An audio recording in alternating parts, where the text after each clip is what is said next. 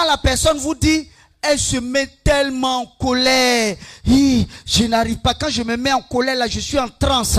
Tu as l'esprit de dragon. On n'a pas besoin de chercher révélation.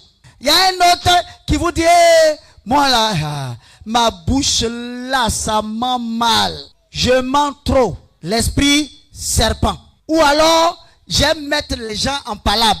C'est l'esprit de serpent. Donc, à un type de caractère, un type d'esprit.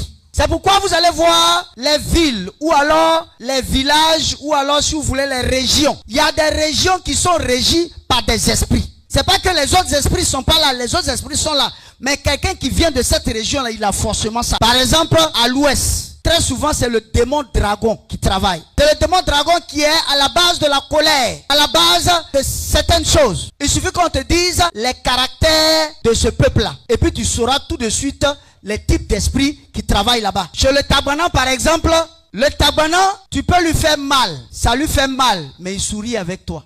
Il peut être en train de creuser en bas. Bien. Ça veut dire vous riez bien. Il sait que tu cherches sa femme. Il ne va pas te dire.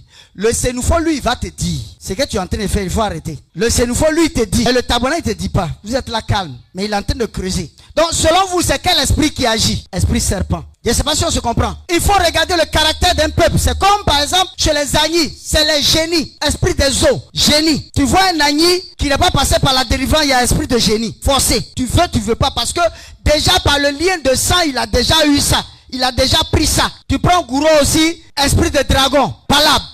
Donc, il y a des types de caractères. Quand la personne ouvre la bouche pour te dire, là, tu sais déjà quel type d'esprit il a en lui. Si quelqu'un vient s'arrêter devant toi pour te dire, que moi là, je suis rancunier, c'est pas pour les enfants. Quand je garde rancune, j'ai envie même d'aller jusqu'à tuer la personne. C'est la sorcellerie. C'est quelqu'un qui a un esprit de sorcellerie. L'une des bases de la sorcellerie, c'est la méchanceté. Quelqu'un aussi qui peut avoir l'argent et puis il peut regarder quelqu'un mourir de faim. Ou alors la personne, on est en train de l'emmener à l'hôpital, il n'y a même pas 5 francs. Et puis tu es là, tu dis, oh, on n'a qu'à mourir, ça fait rien. Tu as l'esprit de la sorcellerie. Tu peux bien t'habiller en veste, tout ça, cravate, tout ça. Mais tu as l'esprit de la sorcellerie. Un homme qui passe son temps à mentir aux femmes. Tu mens ici, c'est pour coucher avec elle, elle fait un enfant et puis après, elle est devenue vilaine. Tu prends une autre.